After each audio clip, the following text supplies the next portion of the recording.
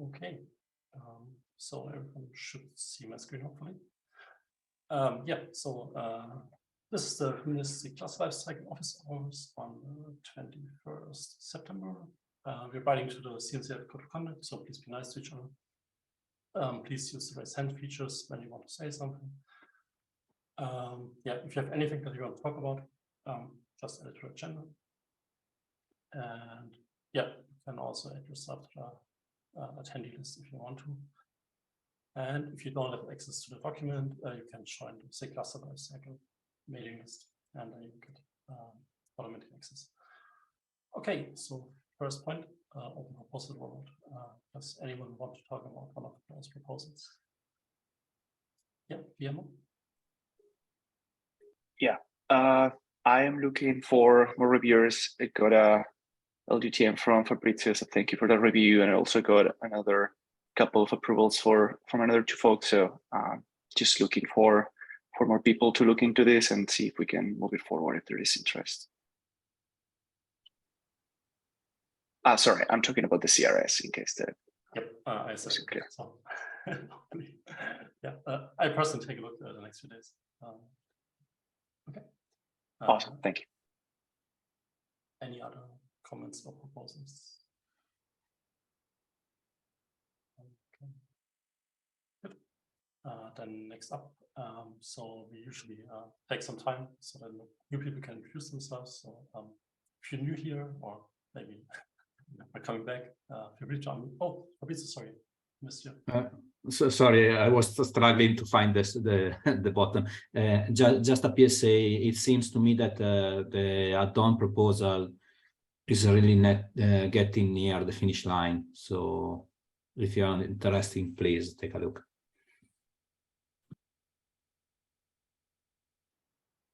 Okay. Any other comments or proposals? Okay, good.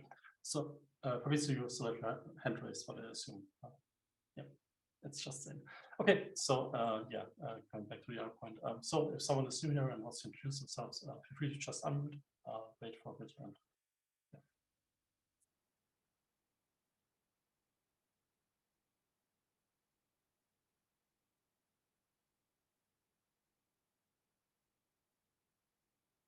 Okay, nobody to then let's move on. So first point, Andy Dender, you can start.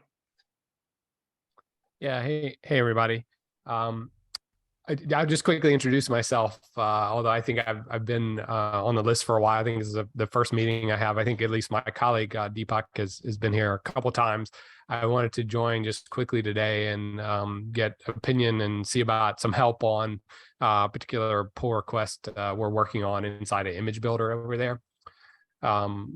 There's a particular section we want to add for our own provider there on the Packer side.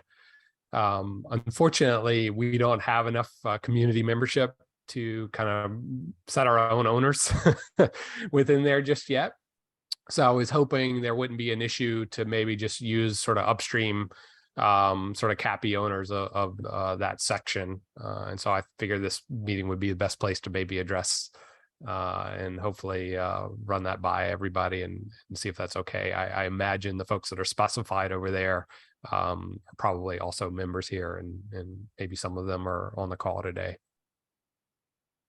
So just from my understanding, so essentially you would bring the cluster API maintainers to approve your PRs, right?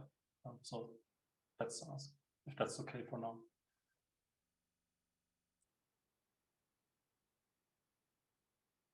Jesse? Yeah, I think let's look at the owner files. I think we still have some active members. I think Kieran is active on image builder. So I see him as part of the image builder maintainers at the top. So yeah, if you want, I can reach out to him. And I think Cecile also. So one thing we definitely have is that all the cluster API maintainers are still in the first repository. So we just don't have, I guess, any kind of global approval thing. But if it's just about you want to add a new owners file and you're asking if we should add this group so that they can approve your PRs for you, That's something you could do. Yeah, exactly. I think just by default, it looks like it's, with default, I think those maintainers are specified in the owner's file and in the directory above us, right? So I think we would probably just omit owners directly in our tree, right? So it would default to those. So as long as it's okay and you guys feel that group is okay, then that's probably the best way for us to handle it. So for me personally, it's okay. Okay. I'm one of those 5. Okay, perfect. Excellent. This is also here, please. I don't know if you have any other opinions. I just approved a PR for GCP this week, so a similar situation. Yeah, Cecil? Yeah, I think this is a good solution short term, but in general, it's good to have specific owners for each provider, just because some of the files in there are very provider specific, and it's good that if something goes on in those files, we know who to reach out to. So I would say what I've seen before for another provider is they also didn't have any members, and they did go ahead and get membership for specific maintenance of this project. So if that's something that you would be considering, like I could sponsor, others here could sponsor, I think that might be a better path forward than having us who might not have details on your specific provider be listed as maintainers. No, thank you. I appreciate that. Yeah, no, that's exactly, I mean, that's exactly what we need, right? I think, based on, looks like the requirements that were there, that's definitely what we wanted to do. In fact, I think Deepak submitted with sort of a new alias for sort of Nutanix maintainers. And then we kind of found out after the fact that unfortunately we didn't meet the right criteria for membership at the time. And we want to kind of move forward with using it as quickly as possible. So yeah, ultimately we absolutely want to do that and maintain it. So any help we could get on sponsorship to get added is absolutely welcome. That's definitely what we want to do. So I appreciate the offers. Perfect. Yep. So we have a solution, I guess. So we can definitely, I would say, approve this PR if you need it now, and then yeah, I guess the next few weeks. Usually, so we have definitely a lot of people who can sponsor. It's just sometimes it takes like 1, 2, 3 weeks to get the org membership issue and PR merged. Awesome, thank you. I'll reach out maybe via Slack or something as we need help.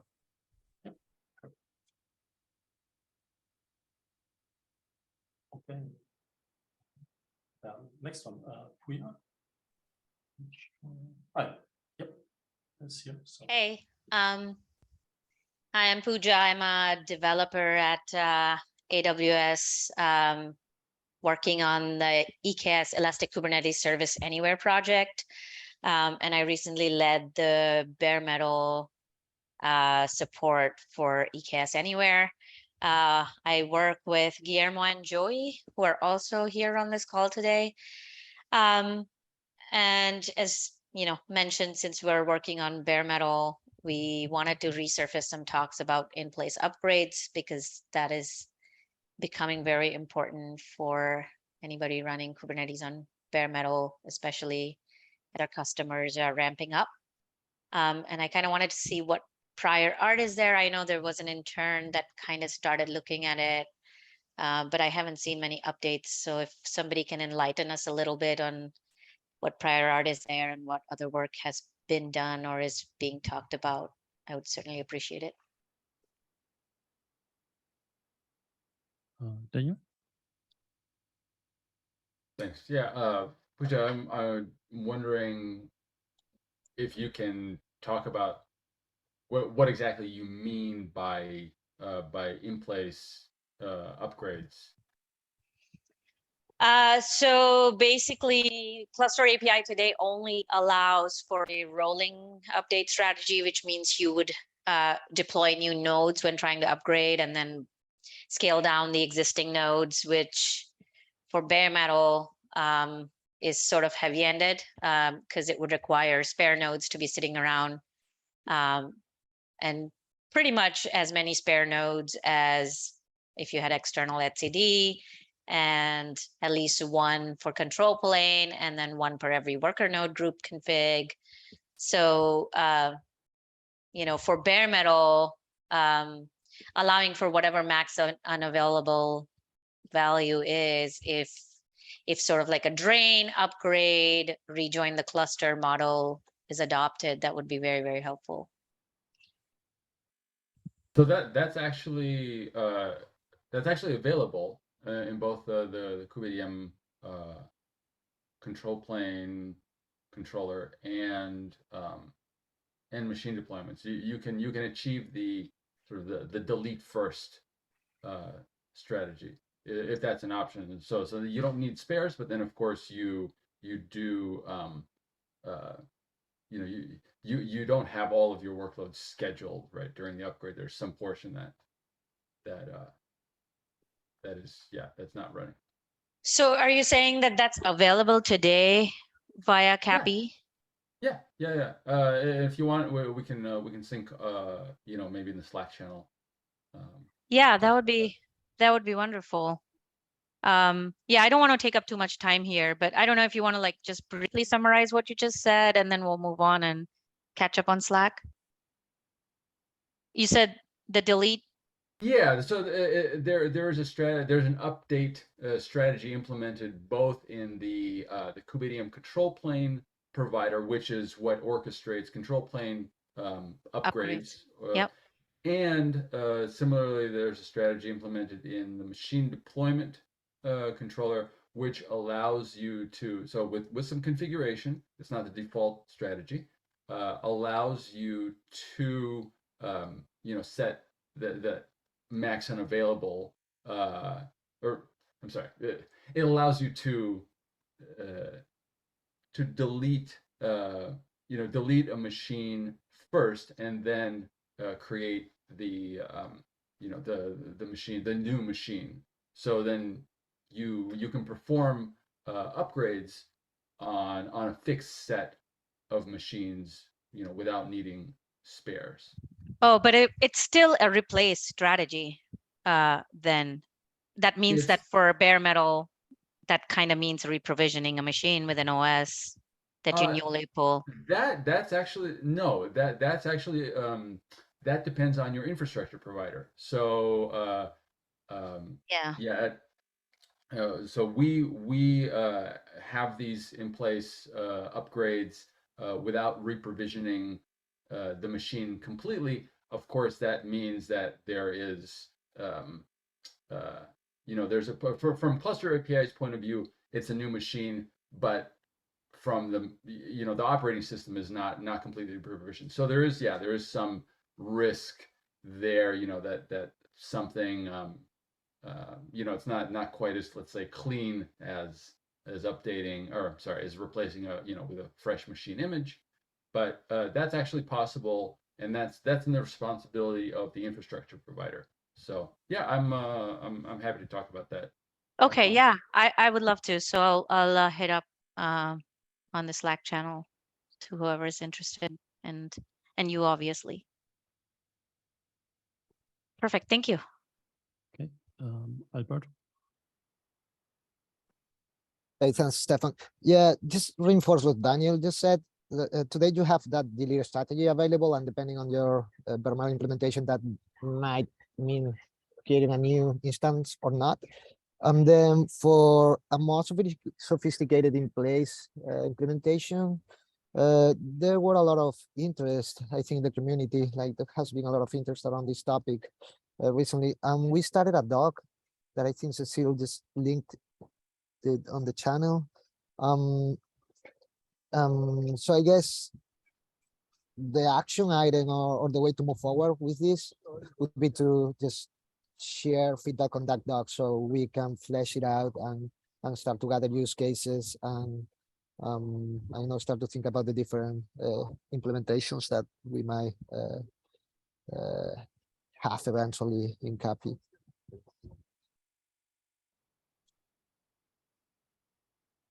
Okay, Fabrizio.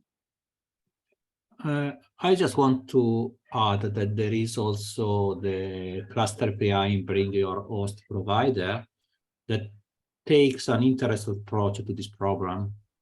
So it could be interesting to take a look at this project as well.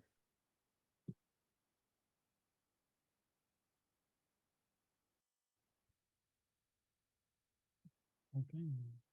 Any other comments, concerns, questions?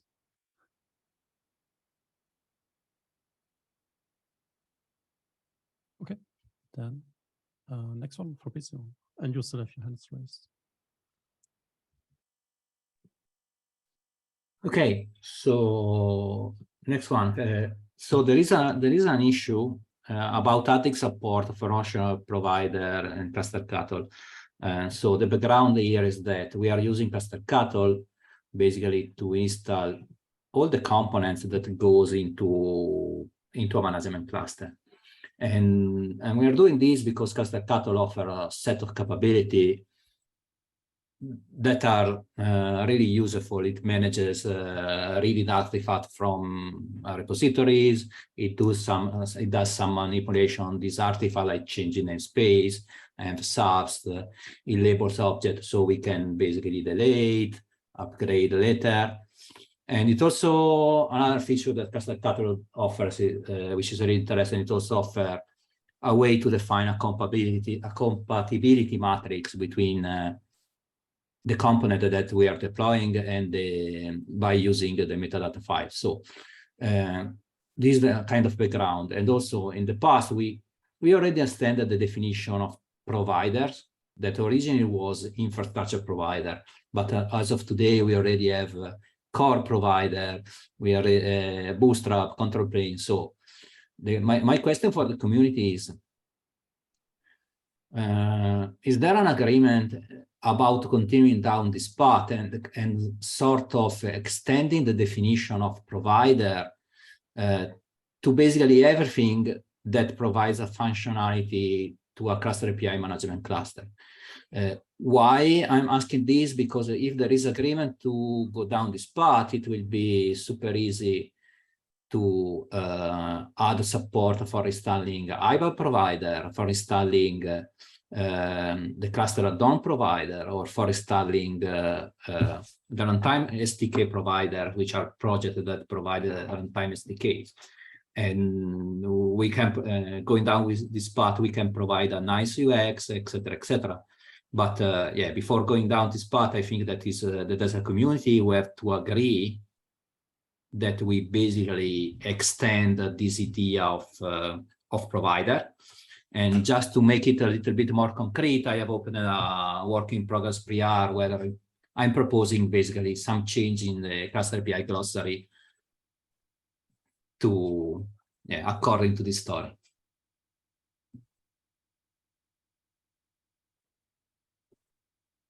Opinions? Yes. So I guess two things. The first one is like for runtime SDKs, I think it's definitely like needed to have like some sort of vehicle to ease the installation, especially if we want to drive like adoption and make it easy, you know, to actually write extensions. And the second point is like for IPAM, I think it makes sense also in the sense that we already have today providers of IPAM that, you know, that live on different repos. So there's already like a bunch of these, and like providers cannot just deal with the combinatory things, especially that sorry, especially that we don't support flavors in the infrastructure component YAML. So you can only have like one infrastructure component file.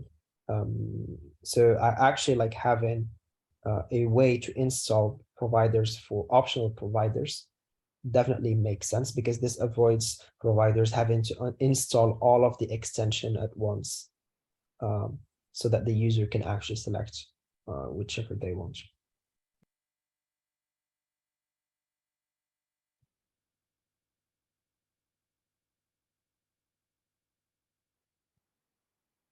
Any other comments? Yep, Mike. I mean, I think this sounds like an interesting idea from what I'm seeing so far and kind of understanding of it. I do have a question though, like would there, and I can't imagine how this would be part of it, but would there be any sort of provision for like provider types or areas? Like would there be anything to prevent a user from installing like two providers that might have some sort of like dissonant reaction between them because they're both trying to provide, I don't know, the same sort of resource or something? Like, is that any concern that we might have, or would that just be like, well, the users just have to be careful or something? That's a good one. So as of today, we don't have guards. If you think to infrastructure provider, they all deploy resources in the same API groups, but there is a sort of convention that they should basically prefix their own CRD with something that avoid collision. So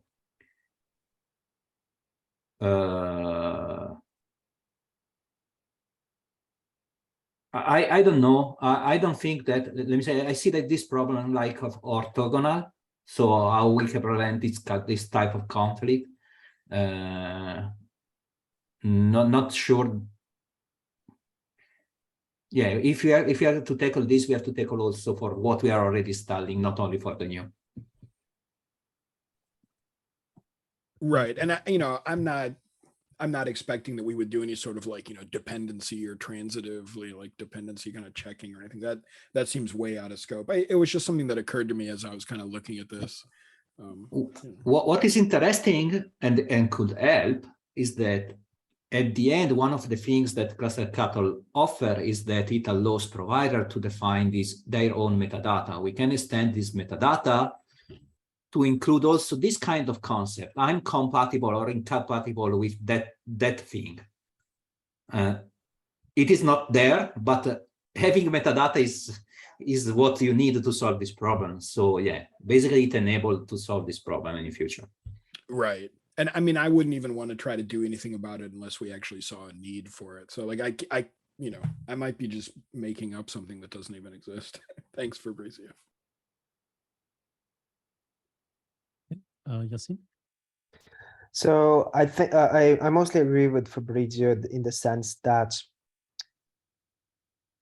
dependency management or compatibility management between provider is definitely a thing. But I don't think that we should lump it under this proposal in the sense that like it makes sense that like if you have a management cluster sitting on vSphere, you cannot just go ahead and install Kappa because it likely won't work. So there's going to be some discussions I guess that we're going to have down the road, especially once we're going to have multiple providers and provider continuing to increase. But what I think might fall under this scope for IPAM is given a version of an IPAM provider, you likely want to check the compatibility between CAPI and the API version, in the sense that I believe there's a resource that lives within the provider. So yeah, depending on which version that you have of CAPI, you might be allowed to install one or the other version of that IPAM provider. I guess that's the only check-in that I think makes sense in this context. Yeah, right. And please go ahead, Mike. No, go ahead, Fabrizio. Go ahead. No, this is one interesting point, because let me say, if we go down to the path to extend the cluster, the provider definition cluster cutter, again, we can rely on metadata to handle this compatibility matrix between the thing that we are installing and cluster API. Now, the only criteria that there is the contract. But given that today the contract basically is the same of the API version and the same of the open API spec that we are using in runtime extension, it covers almost everything. But yeah, nothing prevents in future to expand metadata to be more smart, cover more sophisticated use case. We already got a vehicle for this type of information. This is what I really care about. Yeah, I mean, like if you already have this, then that I think as long as we're able to achieve contract check-in with even with the existing mechanism, then we're perfectly fine. Yeah, and I think Yassine, you kind of brought up a case that when I was reading the document here was kind of occurring to me, which is like, yeah, like the IPAM provider, right? It's like, it would be, to me, it would be like kind of an interesting situation, or probably wouldn't want to do it to install like 2 IPAM providers or whatever, right? Like, but like a user might make that mistake and then cause like some sort of problem. So it's like, if you knew you had a component that was like, okay, well, there probably shouldn't be multiples of this component and it covers some specific area, then yeah, like I totally agree with what you're saying. Having the metadata that can say, well, there's only supposed to be one of these. If multiples start to get installed, you know, we should make an error or something like that. That's kind of what I was thinking about, I guess, just trying to prevent the user from getting to a point where they could just like shoot themselves in the foot or something. But I mean, it sounds like we already have, like you said, we already have mechanisms for this if we need to engage them. So I agree with what the two of you are saying. Jakob? Don't underestimate big companies, especially telcos, for example. I think, I'm not sure, but I think we do have multiple different IPAM providers depending on location, data center, team, etc. that you could in theory hook up with. So I wouldn't make those, at least not hard constraints, because I can see use cases where people maybe want to use multiple IPAM providers. Or just as a very basic example, if you want to transition from one to the other, you might be required to have 2 of them. Sounds good. Back to Yasin. Yeah, to be clear, like the multiple part that I'm saying is about the providers, as in the infrastructure providers. I think for IPAM, there's some cases in the sense that like some companies or like some providers are actually carving outsiders and, you know, giving them to various locations, and you might see actually different solution depending on the ownership of where the cluster gets provisioned. So I don't think like that restricting the number of providers makes sense that you could install. I think we're already like not restricting from an infrastructure point of view. So I don't think that it makes sense to restrict from an IPAM. But like, yeah, I think the multi-provider stuff is something that we need to discuss, because today there are some combinations that actually aren't working and that we're allowing. Jakob? So maybe it would be better to just, so one thing that I liked from before, sorry, is basically that different providers can state that they are compatible. So basically, if you have a list and say, okay, I'm compatible with this, and that, then you can check all of the providers you want to install against each other, and then display warnings for the providers that didn't explicitly state that they are compatible with each other. And then maybe in addition, there could be a check to make sure that there is enough providers installed, in quotation marks, so that you have at least one control plane, at least one bootstrap, at least one infrastructure, etc. IPAM, of course, is optional, so I wouldn't warn about that. But to just make it a little bit easier for newcomers or for beginners to not install too little or not enough providers to get a functioning setup, because if you miss one of the essential ones, then you won't be able to deploy anything. But limiting in any way or complaining in any way about having too much of the providers isn't a good idea, from my opinion. You can have multiple infrastructure providers easily. There might be use cases for multiple provisioning or control plane and bootstrap providers, etc. And that's also one good thing about Carpi in general is that it's so modular, and that you can just add, remove, swap components as you like, and combine them even, at least in some cases.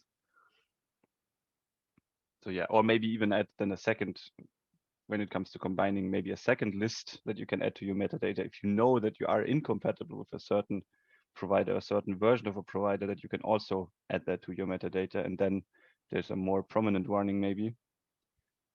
But I would leave it at warnings.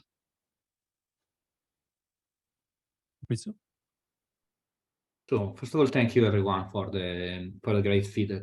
If I got it, so quick note, already cluster cattle, if I remember well, make sure that you have at least a core provider, bootstrap, and a control plane. So there are already some check. I don't remember them on top of my mind, but yeah. I think that if I got it right, all the comments, it seems that the idea kind of reasoned to basically treat everything as a provider. I will let the PR open and wait for a couple of days so we can eventually continue discussion there. And it seems also that an interesting topic that we have open on the table is if and how to extend our metadata in order to expand this notion of compatibility, not only on compatibility from the provider to cluster API, but also between providers. Yeah, we have to open the discussion. I think that they could be two steps of the same journey. But yeah, thanks for the feedback again. Okay. Any other comments? Any other agenda topics? Okay. I think then we're done for today. Everyone gets 26 minutes back. Then have a nice week and see you next week. Thank you for hosting, Stefan. Yeah, sure.